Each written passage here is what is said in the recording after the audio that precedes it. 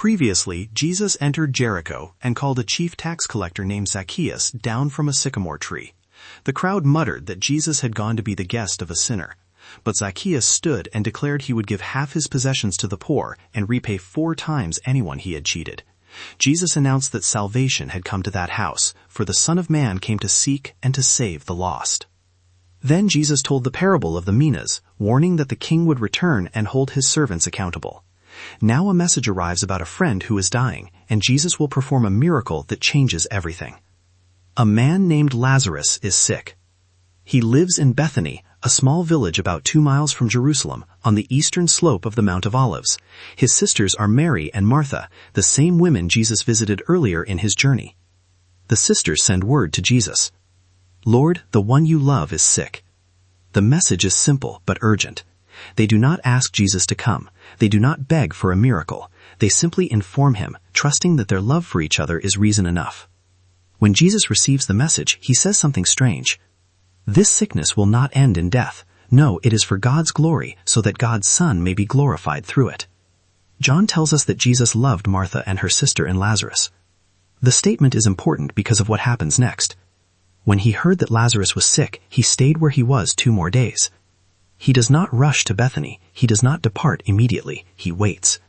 The delay is deliberate. Jesus knows what he is doing. He knows what is happening in Bethany. He knows Lazarus will die, and he waits anyway.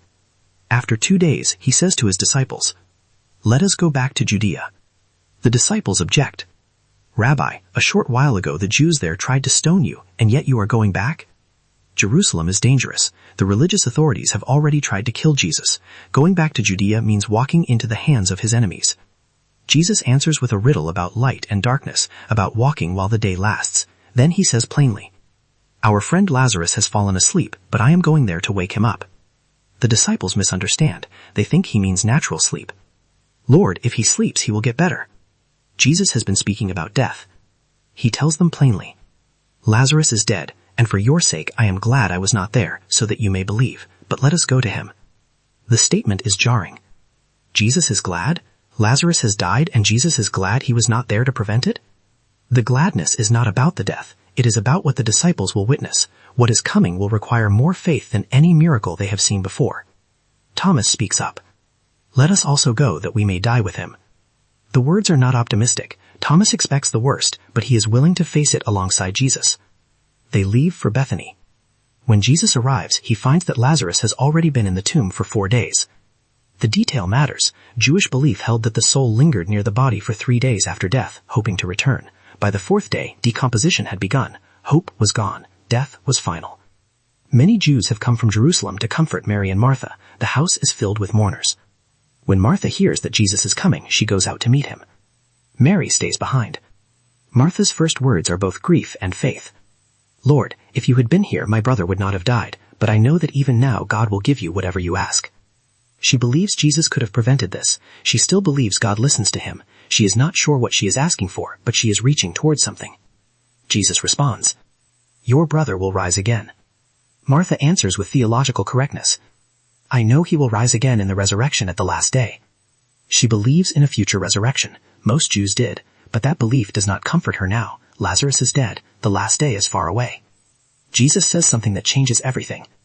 "I am the resurrection and the life. The one who believes in me will live even though they die, and whoever lives by believing in me will never die." He does not say, "I give resurrection." He says, "I am resurrection." The power over death is not something he possesses. It is who he is. This is the most direct Christological claim of the journey. Jesus is not pointing toward a future hope. He is claiming to embody it. Martha expected God to act someday. Jesus tells her God is acting now, through him. The resurrection is not just an event at the end of time. It is a person standing in front of her. Then he asks the question that cuts to the heart. "Do you believe this?" Martha answers, "Yes, Lord, I believe that you are the Messiah, the Son of God, who is to come into the world." Her confession is remarkable. In the midst of her grief, standing at the edge of a grave, she declares her faith. Martha goes back and calls Mary secretly. "The teacher is here and is asking for you." Mary rises quickly and goes to Jesus. The mourners follow, thinking she is going to the tomb to weep. When Mary reaches Jesus, she falls at his feet. "Lord, if you had been here, my brother would not have died." The same words Martha spoke, the same grief, the same longing. When Jesus sees her weeping, and the Jews who came along with her also weeping, he is deeply moved in spirit and troubled. Where have you laid him? Come and see, Lord. And then 2 words that reveal the depth of God's heart. Jesus wept. The crowd notices, see how he loved him. Others whispered, could not he who opened the eyes of the blind man have kept this man from dying? Jesus comes to the tomb. It is a cave with a stone laid across the entrance. Take away the stone. Martha protests. Lord, by this time there is a bad odor, for he has been there 4 days. She believes in the resurrection at the last day. She does not expect it now. Jesus says, did I not tell you that if you believe, you will see the glory of God? They take away the stone. Jesus looks up and prays aloud. Father, I thank you that you have heard me. I knew that you always hear me, but I said this for the benefit of the people standing here, that they may believe that you sent me.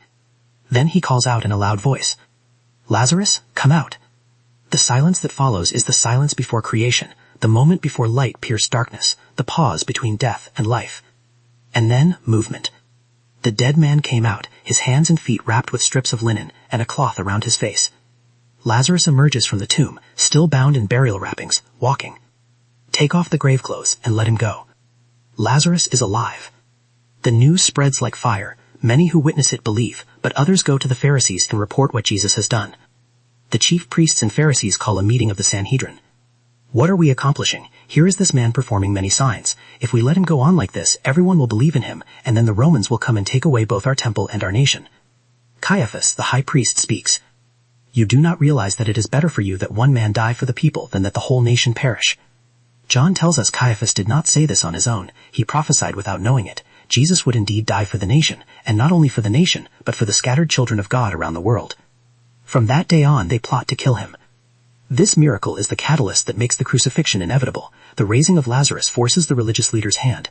A man who can call the dead from their graves cannot be ignored, cannot be debated into irrelevance, cannot be dismissed as a regional curiosity. He must be stopped.